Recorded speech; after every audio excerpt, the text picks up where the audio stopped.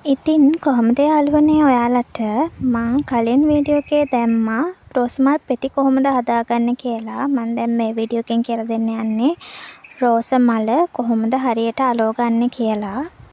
අපි මුලින්ම රෝස මල් පෙති දෙකක් අරගෙන එකට අලව ගන්න ඕනේ.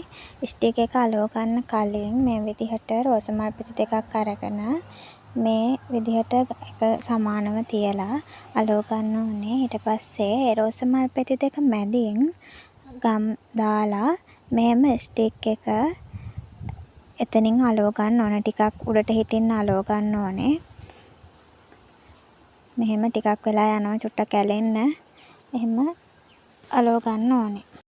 මේ විදිහට ස්ටික් එක උඩින් ගම් ගාලා මේ විදිහට පෙත්ත අලව ගන්න ඕනේ. අනිත් පෙති දෙකට සමානව හිටින විදිහට.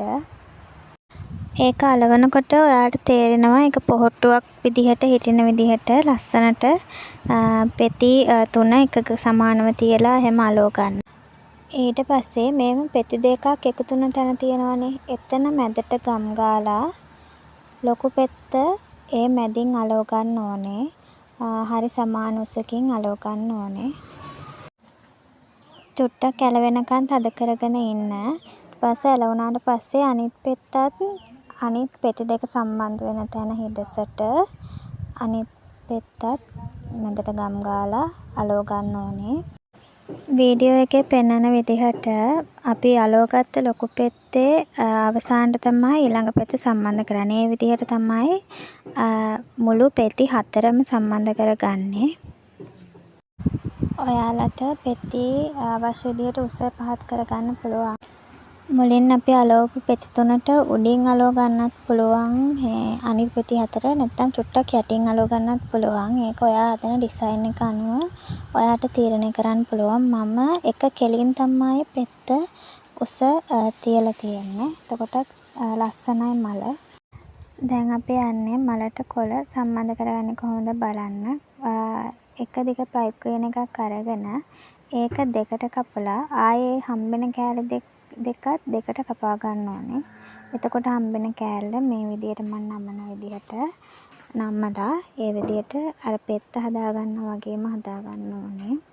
ඊට පස්සේ මේ පෙත්ති දෙක මැද තියෙන හිදස් තියෙනවනේ එකතු වෙන තැන අන්න එතෙන්න මැදින් තියලා අලව ගන්න ඕනේ. හැම පෙත්තකම මේ හතරක් තමයි අපිට අවශ්‍ය වෙන්නේ මේකේ හැටියට. මේකේ පෙති හතරයිනේ අපි මේ පාවිච්චි කරේ දෙවෙනි වටේට. ඒක නිසා අපිට පෙති හතරක් මේ තමයි ඕන වෙන්නේ. කොළ හතරක් මේ විදිහට අර මැදින් තියලා මෙහෙම අලව ගන්න ඕනේ. අලවගෙන හොඳට අතෙන් තද කර ගන්න. චුට්ටක් වෙලා යනවා. ඊට පස්සේ අපි කොළ හදාගත්ත පාටම පයිප් ක්‍රේන් එක අරගෙන අපි දැන් මෙතන වහ ගන්න ඕනනේ ලස්සනට. ඒ නටුව විදිහට හදා ගන්න මෙහෙම අපට ඕන තැනින් අල්ලලා මෙහෙම වටේට ගම් ගගා අලව ගන්න ඕනේ. ඒක පරිස්සමෙන් කරගන්න නැත්තම් ගම් එක වලකට ටිකක් අමාරුයි. ගම් එක වටේ ගෑවුනොත් ඒක කැතට පේනවා. මොකද ඒක වේලුනහම සුදු පාට තමයි පේන්නේ. ඒක නිසා ඒක හරි පරිස්සමෙන් කරගන්න ඕන වැඩක්. අතේ ගම් ගෑවෙනවා. මේ ගම් එක වැඩ කරන අය හොඳට දන්නවා මේ ගම් එක අලව ගන්න ටිකක් අමාරුයි. මොකද අතේ ඇලෙනවා, ඇදෙනවා. ඒක නිසා ඒක පරිස්සමෙන් කරගන්න ඕනේ. අනික අත පුච්ච ගන්නත් එපා. මේක මේ ගම් එක හොඳට රත් වෙලා තියෙන්නේ. ඒක නිසා පරිස්සමෙන් මේ වැඩේ කරන්න ඕන මුලින් කරන කෙනෙක් නම්.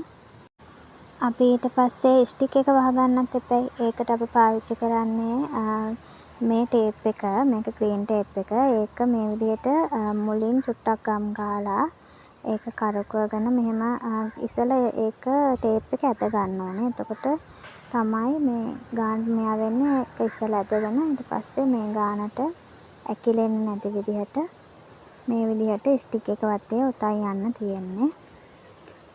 එහෙම උතන් ගිහිල්ලා අවසානෙට ඔයාට අවශ්‍ය තැනින් කපලා ගම් ටිකක් ගාලා අලව ගන්න ඕනේ. නැත්තම් ගැලවෙන්න පුළුවන්. ඒක නිසා මුලටයි අවසානෙටයි ගම් ටික ටික ගන්න ඕනේ. අන්න දැන් මල නම් හදලා ඉවරයි. දැන් පෙති ටික ලස්සනට එහෙට මෙහෙට කරලා ලස්සනට හදාගන්න. තව නිර්මාණයක් කරගන්න විදිහ ළඟදිම අරන් එන්න යාළුවනේ. දැනට මං ගිහින් එන්නම්. බායි.